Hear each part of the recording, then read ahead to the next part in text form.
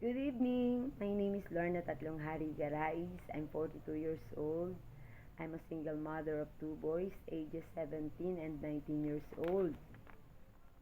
My experience as a housemaid here in the Philippines was last January 2017 to June 2018. I work in BGC Makati.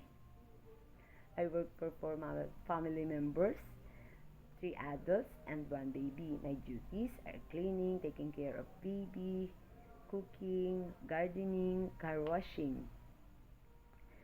Followed by that, I work in Grand Hyatt Manila from September 2019 to August 2022 for Chinese employers. My duties are cleaning and cooking.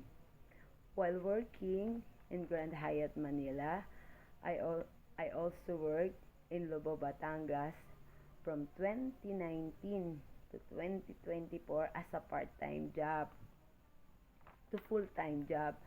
I worked there as a yaya, cook, taking care of the house, cleaning, cook for a big family. To my future employer, please give me a chance to work there again in Hong Kong. I'm begging you for a second chance to work there as I have lots and good experience here in the Philippines. Thank you.